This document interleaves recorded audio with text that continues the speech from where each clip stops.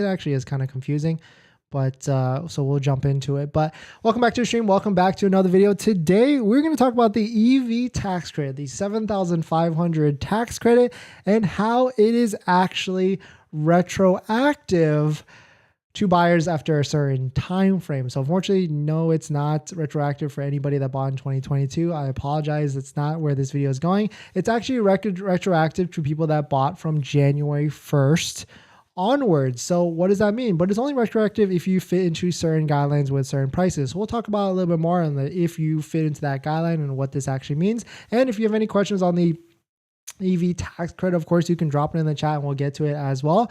But good news for people that bought, but it still has certain price guidelines and certain, of course, income requirements as well. So we'll quickly run through all of that to see if you actually qualify, and we'll explain through all of it. But I did make a video on the channel before where we go into the EV tax credit explained, but this can be like a small mini update on that because it's good news for people that bought, January 1st to now. But if you're just joining in, my name is Dennis. I love talking about Tesla hacking, as I like to call it, but basically talking about just getting the best deal on a Tesla at the best possible price, or just getting really good financing on your Tesla. So if you're interested in any of that, please hit that subscribe. And today's video is actually sponsored by my Patreon link down below in the description, but more on that later. All right, so let's take a look at this. So this is the IRS Treasury website. They just updated this. So if you don't know, if you bought a Tesla Model 3 after January 1st of this year, and it was under this price MSRP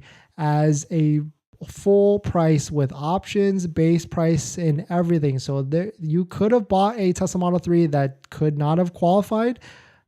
Unfortunately, it doesn't if it's above this MSRP. And then also if you bought a Tesla Model Y after January 1st of this year under this price point for these different variants. And what's really cool is you could have bought a brand new 2022. So there was like demo ones and all that stuff, but the MSRP, the original MSRP, still has to be under these price points.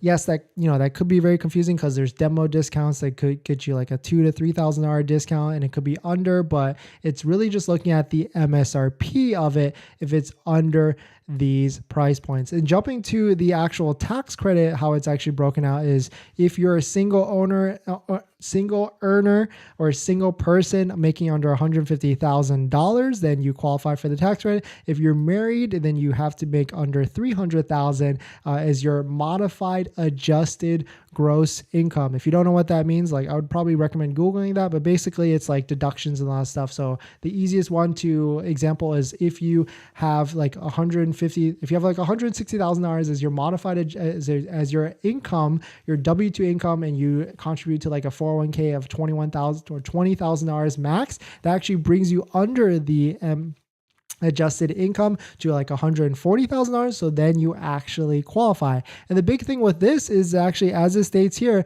it's for your current year or your prior tax year for the income limits. So as I read that, of course, I'm not a CPA. I would still recommend consulting your professional CPA. As I read that, it says that to me, it means that you can use your income for this year or last year to qualify for this. And so that way you would get that full $7,500 tax credit back. And if you're curious on like what that threshold is, if you're a W-2 income earner and make above $75,000, you basically pay about $7,500 to $8,000 in federal income tax throughout the year on all your W-2 paychecks, all added up. So then you get that $7,500 tax credit all back. So hopefully that makes sense to you. But big news from that is that it's retroactive to the first, as reported by some news articles. Here's one from Reuters. You can see the line right here that where did it go?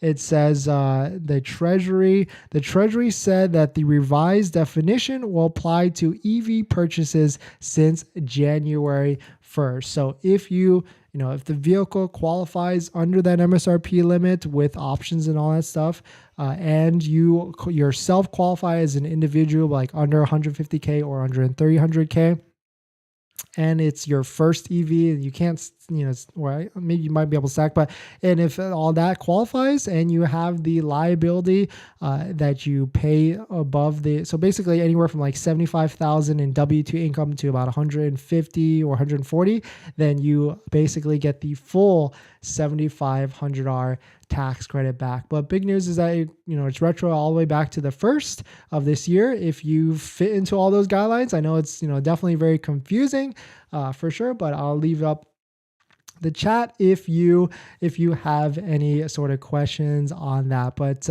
definitely some pretty interesting stuff. Like it was cool that it was announced like February 3rd, and so there are probably a certain amount of people that bought from January 1st to January 12th that paid a higher price, unfortunately, that now qualify for the tax credit. So that's a little bit of comfort that they can get the $7,500 if they qualify themselves.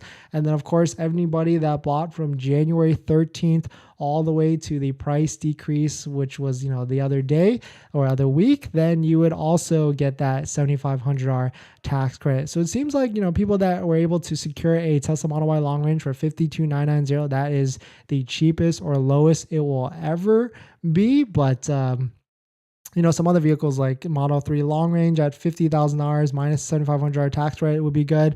But yeah, it is definitely for sure some pretty good stuff. So I'm going to jump into some of the comments, some of the questions. But before we do that, this video is actually sponsored by my Patreon link. Down below in the description, there's a Patreon link where you can support the channel, and there's a variety of benefits, but some of them include actually scheduling a call with me where you can ask me any questions about buying a Tesla, selling a Tesla, or even financing a Tesla. And after you join the Patreon, you get a link to my buying guide, which has links to all the resources that I use to get the best possible deal at the best possible price, including a couple of credit unions on that list that have interest rates as low as 2.5% up to around 3.5 to 4% from 60 to 80 months. So definitely check it out if you are interested. But let's jump into some of the comments and some of the questions. Yeah, CVRP, we're going to get into that in the